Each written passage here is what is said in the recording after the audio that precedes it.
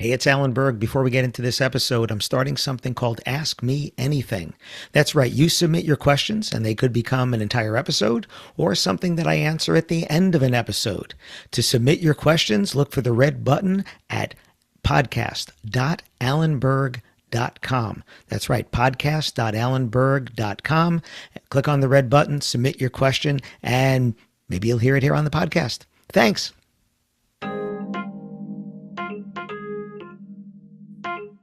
A brand is not a logo. Listen to this episode, see where I'm going. Welcome to another episode of the Wedding Business Solutions Podcast. I'm your host, Alan Berg.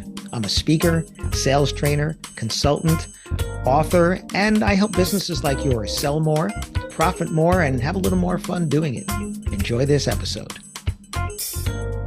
Hey, it's Alan Berg. Welcome back to another episode of the Wedding Business Solutions Podcast.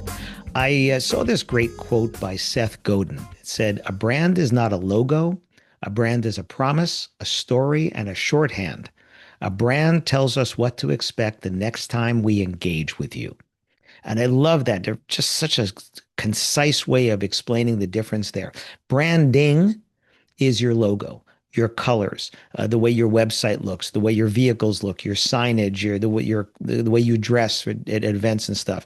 If you're watching this on YouTube, you'll see my logo over my shoulder. That's branding. You'll see my books over my other shoulder.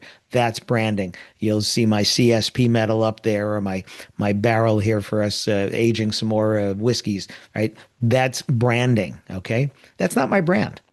My brand is if somebody says, "Hey, tell me about Alan Berg," whatever you say next. That's my brand. That is my brand to you. And what you express to them, you're expressing what you believe my brand to be, which, again, according to Seth here, it's a promise, a story, and a shorthand tells us what to expect the next time we engage with you. So when someone has experienced what you do, and they express that to someone else. So just think about this. Weddings happen on the weekends. A lot of events are happening on weekends, even corporate events and things like that. The next day, when someone asks their friend, their colleague, whatever, how was the fill in the blank, the wedding, the quince, the holiday party, the grand opening, whatever, how was that? Whatever that person says, that's your brand. When they talk about the photography, when they talk about the music, when they talk about the food, when they talk about the venue or the clothing or the invitations or the favors or the transportation or the flowers or decor or whatever, right?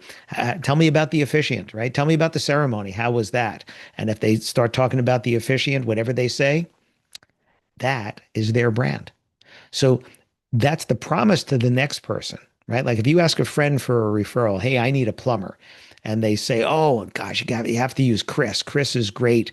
They're great. They do a great job. They show up on time, and they always quote me correctly." That's Chris's brand. That's what it is. Because then you expect Chris to show up on time, give you a fair price, come in on budget, right? All those things because that's what you expect based upon what someone else told you. So that's their brand. So think about it for yourself. This is why reviews are so important, because we read the recent reviews for other people's experience with you, and that's your brand. Again, not your logos and your colors. Those things are important. They are, because if your branding looks outdated, people think your products and services are outdated. So you need to still look current. That's why brands do refreshes, not necessarily complete rebrandings, but refreshes to make their things look fresher and stuff like that. I'm constantly tweaking my website, trying to add new things on there, new reviews, make sure it's updated with the latest information about how many books I might have out or where I'm speaking or something like that. So you want to make sure that when you think about your brand, you're not thinking about your logo and your colors and things like that. You want to think about, how am I expressing to other people the promise, right? The promise, like, again, brand tells us what to expect the next time we engage with you. So when someone comes to your website and it's the first time they're engaging with you, you want to make sure that what are they seeing? What are they reading? What are they watching? And how does that express the promise of what you can do based upon what other people have said? And this is why reviews are so important on your website, but short ones, single sentence ones that people can read quick and move on, read quick and move on, not putting these big paragraphs and not burying them at the bottom of the page. At the bottom of the page where nobody goes. How many times do you get to the bottom of a page? Rarely, right? So you need to put them up higher where people are actually looking already.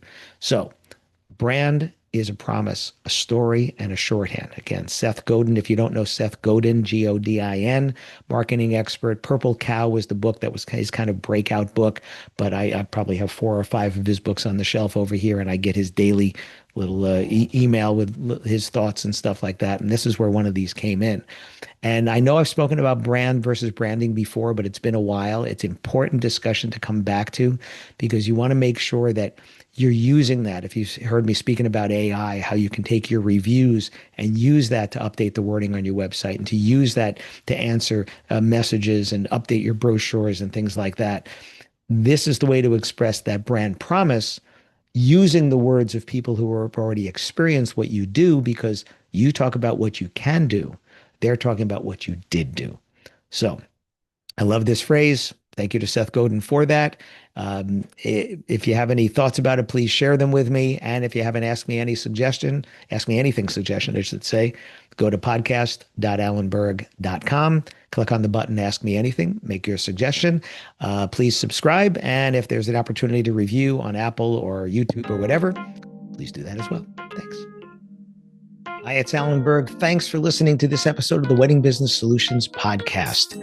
If you have a suggestion for a future topic or a guest, please go to podcast.alanberg.com and you can make your suggestion there. You can also do it at Ask Me Anything, which is a button on that page, or just email me at alan@weddingbusinesssolutions.com.